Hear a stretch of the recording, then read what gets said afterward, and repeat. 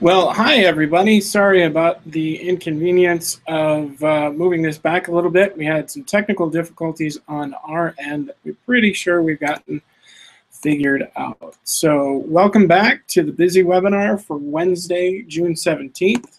My name is Trygve Olsen. I am the Director of Buzz Development, and let's get started. Today we're going to be talking about how to grow your business with email and social media marketing.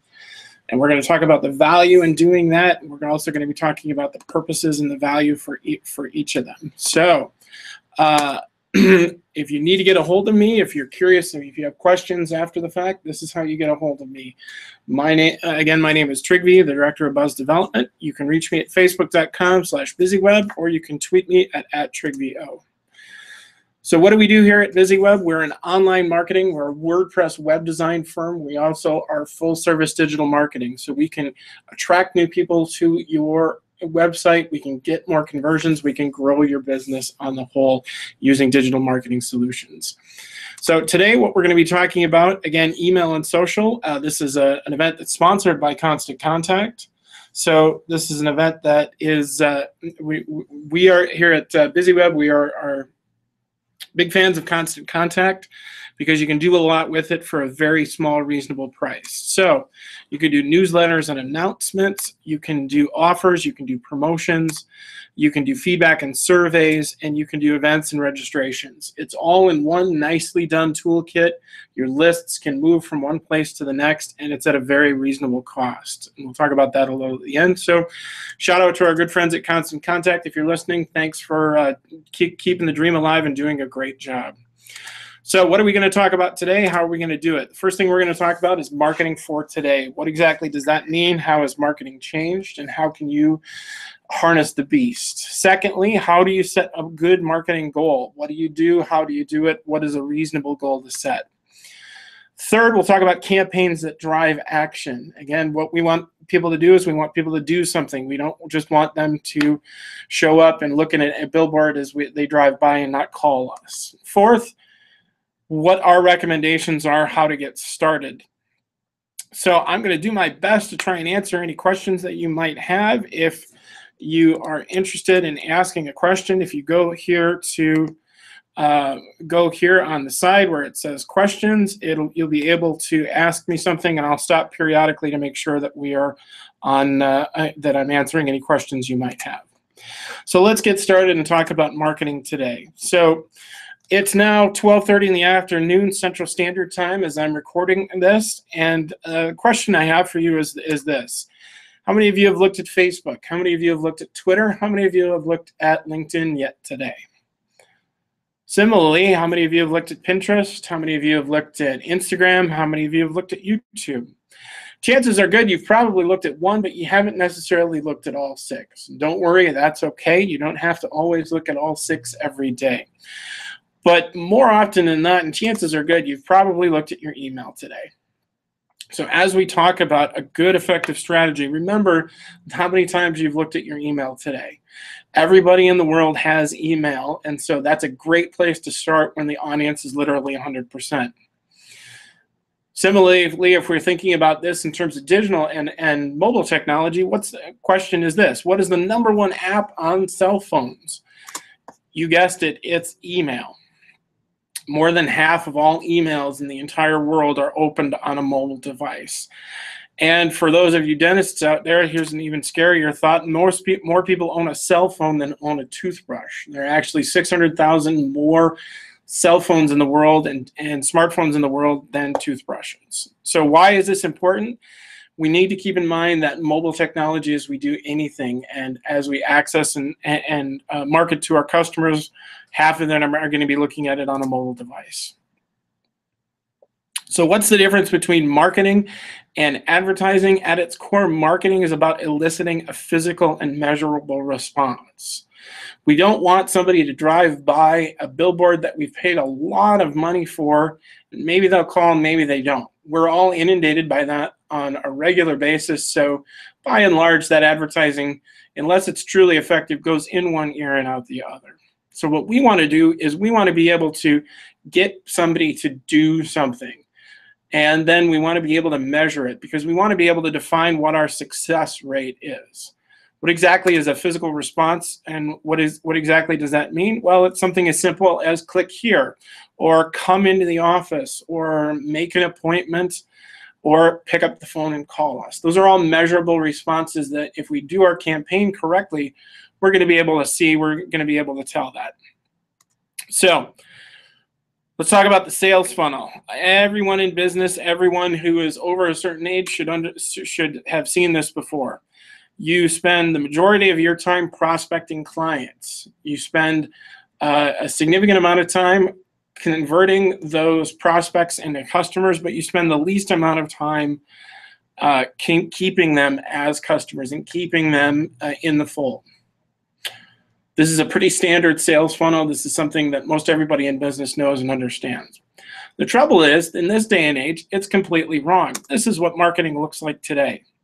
With the advent of digital marketing technologies, you are able to be seen more often than not, and similarly so are your competitors. So finding prospects is easier than ever. However, the more challenging thing for us to do is to keep our customers, and we'll talk about how to do that. So keep this in mind as we're going through this today, that the funnel is basically flipped. The goal is we want to be able to leverage our customer base to grow our business. My grandmother passed away recently. She was 2 weeks short of 102. And before she died, one of the things that she did just about every day is around 5 o'clock, she would go back out to her picket fence in her backyard, and she talked with her neighbor, Arlene Boyle, about the events of the day. She'd talk about how Margaret's new hairstyle looked so bad. She'd talk about how the butcher down on Front Street is cutting the steaks too thin. And Arlene would do the same. By the way, as a side note, if you want to know how she got to be 102, lots of salt and lots of brandy old fashions. So we want to be able to continue that engagement. We want to be able to continue that great customer experience, but that happened in my grandmother's day, but we want to grow it and make it more visible. So the tools that we're showing here, the Twitter, the Facebook, the Pinterest, the email, all of that should amplify, be a megaphone for the existing customer relationships that you have and the existing engagements that you have. So in order to make that work, forward and share are your new best friends. You want to give your customer base the great opportunity to tell other people about you. And in that way, much as my grandmother was standing outside the picket fence, we're wanting to follow old Tom Sawyer and have people do our work for us. And as Tom Sawyer convinced his friends to paint the fence, we want to convince our customers to tell other people about the great experience that we have. So one of the ways in which we do that is we offer our social tools. We offer ability to be liked easily with one button type solutions. The great advantage that you have in doing these marketing strategies and marketing your business is you are you. You are a unique individual. You have great features. You have great benefits. People will buy from you because they like you. Then there's so many people in your town that do exactly what you do, but your customers come back to you because they like you. And that's what we want to leverage. So let's talk a little bit about marketing goals. What's a great marketing goal? Well, a marketing goal is general. I want to reach new customers. I want to grow my revenue. I want to grow my leads, nurture my leads, and get them down my sales funnel and be closer to being a prospect or a customer. Those are all a general goal, and those are all great. But how do we really define whether or not a marketing effort that we have just recently done is successful if we say that our goals is to generate revenue? If we generated $1, is that successful? If we generated $100,000, is that successful? We don't really know unless we measure the goals specifically. So how many people clicked on an email campaign that we put out? How many more people came into the store? How many more people donated money? How many more people picked up the phone and called us as a result of that campaign? Once we start measuring those objectives, then we're really going to be able to define whether or not we were successful or not. So here's what I'd like you to do. Write this down. Write down a general marketing goal, something like I want more website visitors, or I need more revenue on a Monday night, or I'd like to get more donations for my nonprofit. But when you do that, make sure that you have a measurable objective that goes along with it. Like, I want 500 more site visitors next week, or I want to double sales on a specific day, or I want to grow by a specific amount of money. I'll give you just a second to do that. Great, good job. Let's talk about campaigns that drive action and how these work. Well, what exactly is a campaign? It's where we are trying to get somebody to do something. First kind of campaign that's available to us is a push campaign. The next one is a pull response. What's a good push campaign? Well, something as simple as, here's the hours of our business and when we're open. What's a great pull response? Something as simple as, what's your favorite thing about the upcoming summer months? Is it concerts? Is it the great weather? Is it baseball? When we're pulling responses from people, the goal is we want to get them to start talking to us and start engaging with us, and then we can remind them of the great experiences that they've had with us. So 2 types of campaigns, push and pull. Now within there are many different types of campaigns. Here's what an email campaign might look like. This is a hypothetical yoga studio, and it's hypothetically Client Appreciation Month. As you can see, it's branded very well. You can see ladies who are actually in the studio doing yoga, so you can get an appreciation of the event and what exactly they're doing. And in very quick bullet points, it tells you what's the benefit of Client Appreciation Month. Back in the 90s, in the dark ages of the internet, a time I like to call college, this is what email looked like, where we had 8 million people in our from field, and email was just text. It didn't go any further than that, and it wasn't branded, and it didn't look nice, and it didn't give people a clear call to action. This is what it looks like today.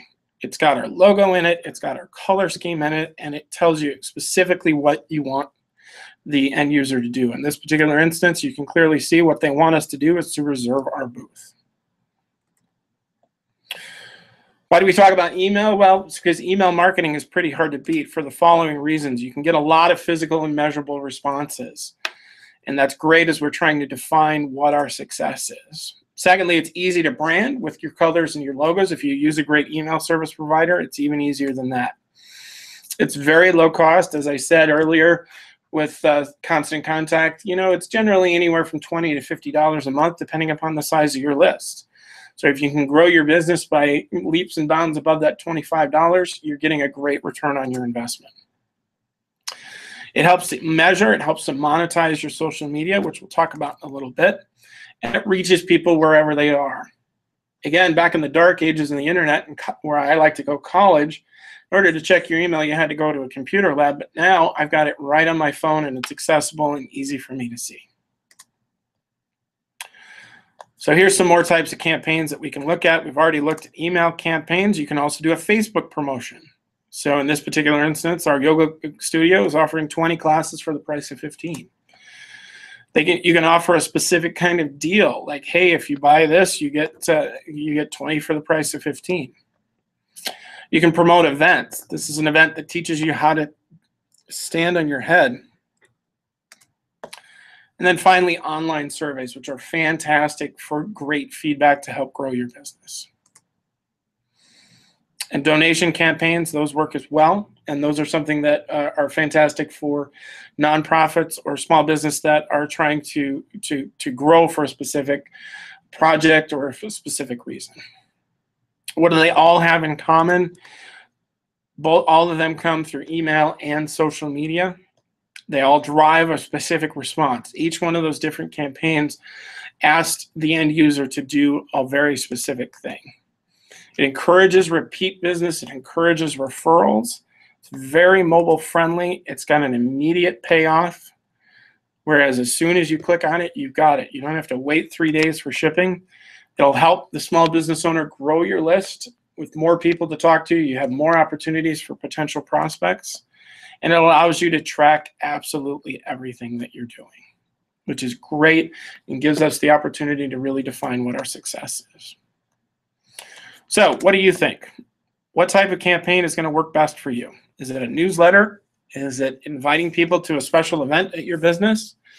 Would you like to promote a special deal? Would you like to run a Facebook offer to help grow your Facebook followers? Would you like to ask people to donate money? With that, the next question is, what content would help you support that goal? Is it an article? Is it a detail about your event? Is it photos? Is it a video? Is it a free download that somebody can get if they give you a specific piece of information? How will you get the word out? Is it email and social? Is it direct mail? Is it some other type of method that doesn't work as effectively as email and social? Or is it a combination of two things? Well, we recommend that you do email and you do social together to help amplify that great relationships that you've had with your existing customers. So as I look at email and I look at social media, I ask myself 3 questions. Is this something that I need to deal with now? Is this something I can deal with later? Or is this something I don't ever have to worry about? Now, later, or never. First question I ask is, who is the message from? Is it somebody that I know? Is it a really important client? Is it somebody that I've been trying to reach for a while? Or is it somebody that I don't know? The next question is, what exactly is the subject or the headline of that email? Is it something that's interesting to me? Is it something that is basic? You know, one of the things that I have trouble with my email is because we do so much work with website design here. A lot of our clients send me an email that says website. So I have to read every single one of that website subject lines. Third, when do you send or post? Typically, there are, depending upon your audience, there are great times to send emails, there are great times to post information, and there are poor times to send information as well. So we'll get into that right now. So first, who is it from? Winning the battle of priorities. When was the last time you opened an email from somebody that you didn't know? Chances are, probably wasn't very recently. So the question I have for you is this: how will you be the most recognizable?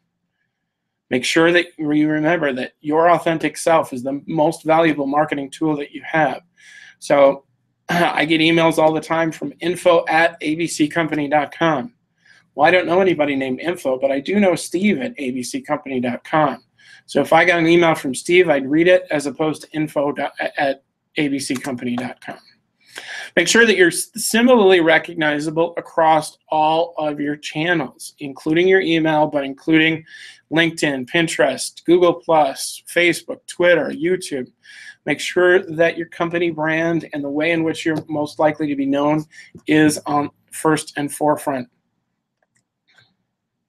Finally, make sure that you're following the Can Spam Act. What exactly is that? Well, have you ever gotten an email saying that if you just hand over your banking information, somebody will give you $6 million?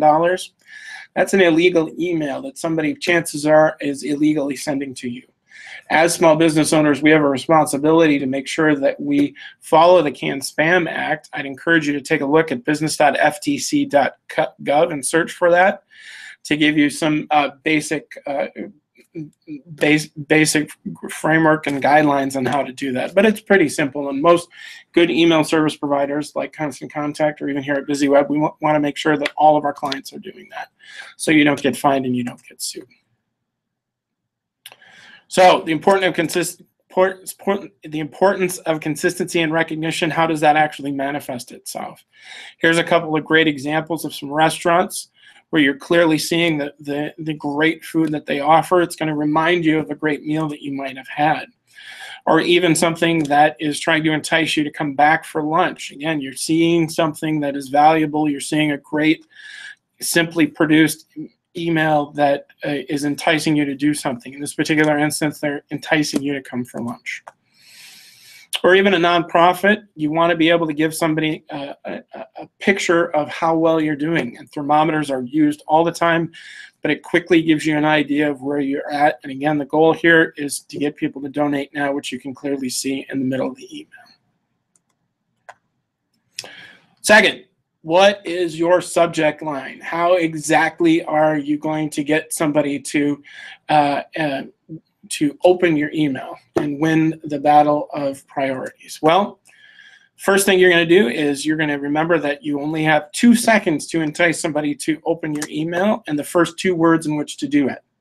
So first 2 seconds, first 2 words to get somebody to do something today. Now, I once taught a similar webinar, and I had a woman tell me that she was only going to write 2 words in her subject lines as a result of this. That's not the case. The first 2 words are the most important, and those are the ones that you want to use. And you want to use action verbs that are enticing people to actually do something. So let's try it. I want you to take a minute, take a few seconds, write down a few ideas for subject lines that are going to work for your objectives. Remember, the first 2 seconds, so it has to be short. First 2 words are the most impactful. And secondly, why does it matter to do something today?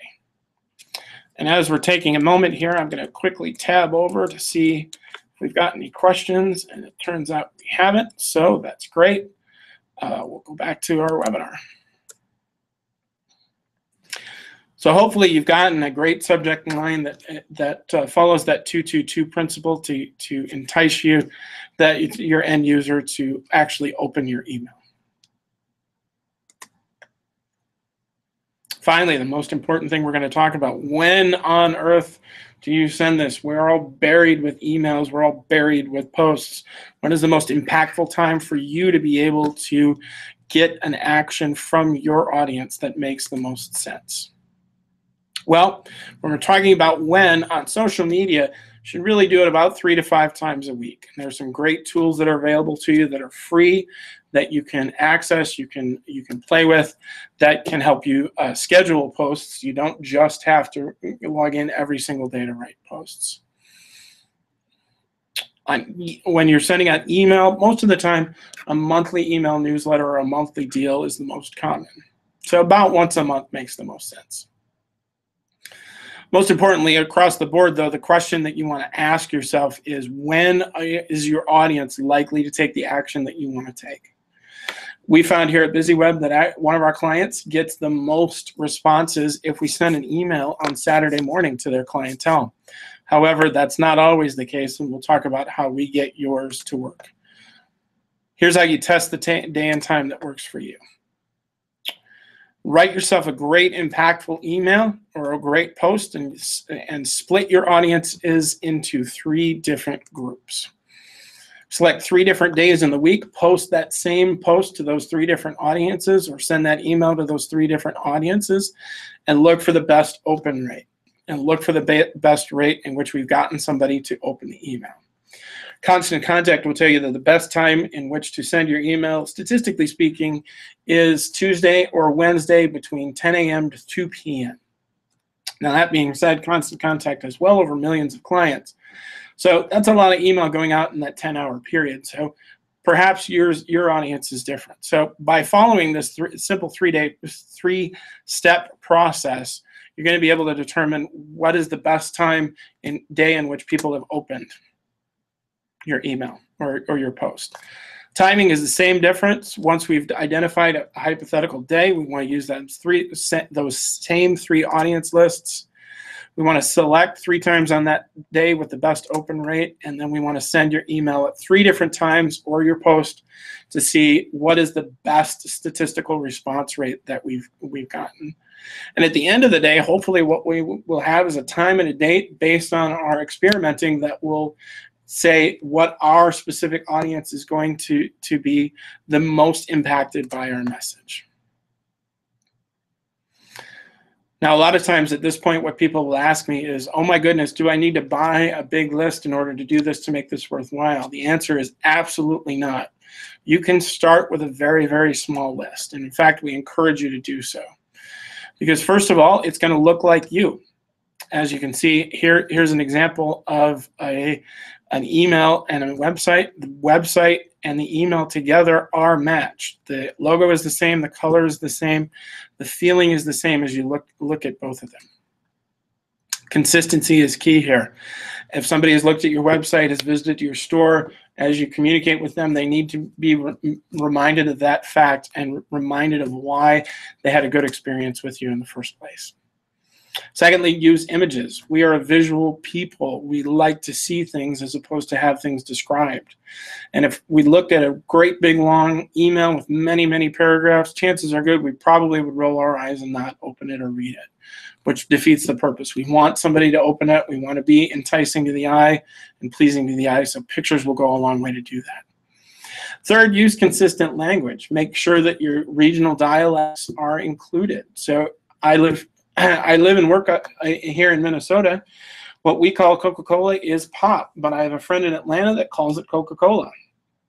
If you went to a restaurant in Atlanta and asked for a can of pop, they would roll their eyes and not understand what you're talking about. So make sure that your language is consistent with your audience. Here are a couple of great pro tips. First of all, place your logo center or to the left, not on the right. The reason for that is the email preview window. We want to be able to have our email be seen and not have our logo cut off as somebody is previewing whether or not they need to open the email. Second, include your business name in text form. Why do we do that? It's because Google can't read a picture, but Google can read text. And as we send out our email, we want to get any value to the SEO and upping our SEO rank as humanly possible. Second, make sure it is easy to take the action. Make sure that the key action is above the scroll line. What exactly is the scroll line? Well, you can see here that at the bottom of my screen, that's what the scroll line is. Anything below there, I would have to get to in order to have it be pushed up. Second, limit your choices. You never want to give people more choices than they can handle. You want to give them 1 or 2 choices that are going to be the most effective for you and going to make you the most money, because less is more. The simpler the email, the simpler the choices, the easier it's going to be somebody to process, and the easier it's going to be for somebody to understand what exactly you want them to do and to agree to do it. A couple of pro tips on action. Make sure your pictures are clickable. In this particular instance, for these macaroons, if you wanted to buy the macaroons and you clicked on the picture, it should take you to an opportunity to buy those macaroons, not just show you the picture of the macaroons. Second, make sure you have text labels on everything. Why do we do that? It's because 2/3 of images are not always shown in an email. Most email providers will hide them unless you ask them to be seen. And remember, less is more. The easier it is to understand, the easier it is going to be for your audience to take an action. Again, coming back to the picture idea, remember that 40% of people respond to visuals more than text. So the value there is that it's easier to see, it's easier to understand, and it's interpretive. Everybody sees a picture differently, and everybody sees a picture with different values to them.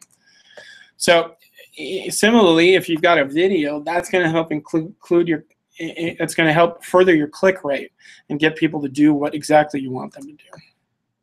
But remember your overall objective that we talked about earlier. Our goal and our objective together we want to keep that in mind as we're creating something. We don't want to have something that's pretty for pretty's sake.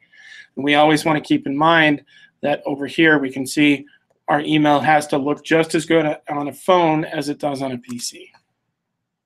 A couple of pro tips to help you along the way. First, 3 or fewer images will give you a higher click-through rate. If you overwhelm somebody with pictures, they're not going to be able to do what you want them to do. Second, try to keep videos under 90 seconds. As much as we'd like to think that we can talk for 5 or 10 minutes, chances are good we want to hit people quickly, clearly have them understand what we want them to do, and give them the opportunity to take that action. Finally, I wanted to tell you that you want to make this as easy for yourself on all fronts. And the best way to do that is to repurpose everything. Here's a great example of how this works. This is a Boys and Girls Club in Austin, Texas. The first thing they did was they posted an article about Play with National Day for Kids on their website. The next thing they did is they sent it out in an email. Same article. They also tweeted, and finally they posted it to Facebook. So the goal here is using one article to many different audiences. As you can see, as we use these tools, it helps amplify the original post, and it drives people back to the original post. And again, remember just this one last thing, make it mobile. 80% of users will delete an email that doesn't look good on mobile because we don't have time to figure it out. We're on the run, we're moving, we're secretly hiding out in a grocery store so we don't have to buy vegetables, all of the above. So the goal here, again, we have to make sure it looks as fantastic as possible on a mobile device. A couple of pro tips to make that happen. Avoid multiple columns. Make sure it's just one column. That will also help in the simpler design process. Make sure your calls to action are clear. Make sure they're easily understood. And make sure people have the opportunity to take that action easily. And obviously, as you're dealing with a 3.5-inch screen as opposed to a 15-inch screen, you want to avoid tiny fonts. Make it big, make it clear. If you're not sure if it's big or clear, ask somebody who's older than you to help define whether or not it's easy to be seen. And use images carefully. Remember that with such a small screen, sometimes images get cut off. The easiest way to avoid that is send the email to you first and test it on yourself first. So the next step, apply what you learn. After our show here today, I want you to take a few minutes to consider what you've learned and write down one plan for a simple campaign. What is your objective? What is your content? What's the best subject line? And what's the best channel that works for your audience?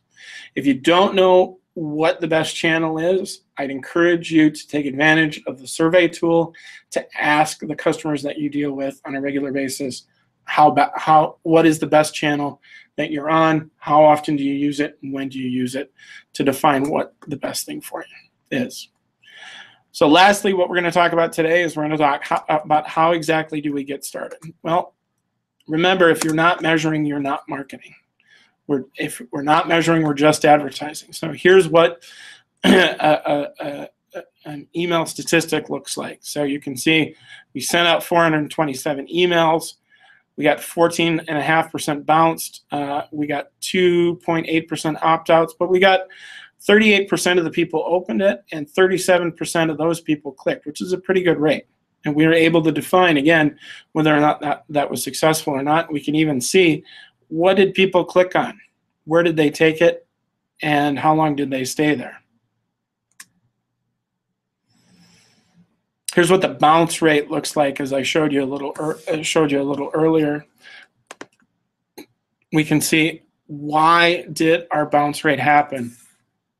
Is it because it's really a non-existing address, or is it because it's not there anymore, or did we even get a vacation responder? This is a constant contact tool, which again, at BusyWeb, we love here because it gives us the opportunity to understand and really define what our audience is. So if somebody gives us a bad email address, we can lose it, but if they're on vacation, we want to keep them on the list. So here's what email traffic looks like over time when it comes to e-commerce. We can see how many unique opens we got, how it rated over a period of time, did anybody even buy anything, and how many visits did we get, how much revenue did we get from that. Constant Contacts really claim to fame is that they offer a great reporting tool and metrics that will really help you understand the best way to grow your business. I'd encourage you to take a look at it if you'd like. So the best thing I can suggest that you do is start growing your list. Add Join My List to your website. Add it to your email signature file. Text to join to your mailing list is a great program that you can get from a number of different places. That'll get people to simply text their email address to a specific number, and boom, they're on the list. Get them on Facebook. Constant Contact is a great Join My List app, for instance, that really help you do that. Or even create a paper form. If you've got a physical location, a paper form will be just as easy as anything else. Statistically speaking, if you ask people for their email address 6 out of 10 times, they will just give it to you, just because you asked. So you're already more than halfway there. All of these strategies will help you reduce that 4 out of 10, but you're already there just by asking the simple question. So what do we do from here? Get your contacts contact list together, even if it's just 5 people. Even if it's just your mom, even if it's just friends and family, even if you're just starting out. Again, what we want to do is give those people the opportunity to share and tell their friends about it.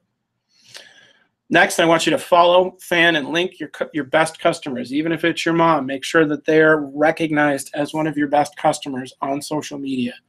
Because in addition to telling them things, you will also be able to listen to them and hear great feedback about your business. And then third, create and send one campaign. Just one, try it out, figure out when the best time it is for you to send a campaign, to send an email out. We're all in this together. We're all trying to grow our businesses collectively. And here's what I found. Small business marketing is a lot about nurturing relationships. The one advantage that you have over Diet Coke is you are going to be able to have a great relationship with one person, not with 600. Next, deliver on your promise. People like to buy from people who have integrity. If you say you're going to do something, actually do it and make sure people see you do it. Finally, make sure that you're getting measurable results. If you're not getting measurable results, how do you really know if you're growing or sinking? Setting everything up to have a measurement to it will tell you whether or not you are growing or sinking. Finally, I want you to remember that you really can do this. We've talked a lot about statistics. We've talked a lot about a lot of different tools, but having one toolkit and having one login to do all of these great things is really a fantastic, way to help grow your business and make it even larger. You should really be spending between 15 minutes and a half an hour on this on a regular basis, but it truly can be done. So I'll check one more time and see if we have any questions. Looks like we don't. So I'll tell you that Constant Contact is offering a great deal right now. It's 30% off for your first 3 months or a free website match for email marketing. Plans start at about $20 a month. There's no contract, and they offer 100% money-back guarantee. So this is our special gift to you here at BusyWeb. If you want to take a crack at it, it's really a fantastic way to grow your business. Finally, as wrapping up, just wanted to remind you, at BusyWeb, we do web design, we do web hosting, we do online marketing, and we do these busy webinars every single week, Wednesday at noon. Next week, we're going to be talking about cyberbullying and how best to combat that. If you've got teenagers, we'll tell you how teenagers are using social media in a negative way. It's going to be a great show. I'd really encourage you to come to that. And also, if you are interested in getting a website audit, we offer that free here at BusyWeb. You can go to busyweb.com/buzz, and it will fill out a quick form, and you'll be able to tell quickly at a glance what you need to work on, what your website is doing well, and what we can do to help. So again, that's busyweb.com/buzz. Once again, my name is Trygve Olsen. I appreciate you bearing with me with the technical issues. I promise next week we'll have this better under control. Thanks, everyone, for coming, and we'll see you next week.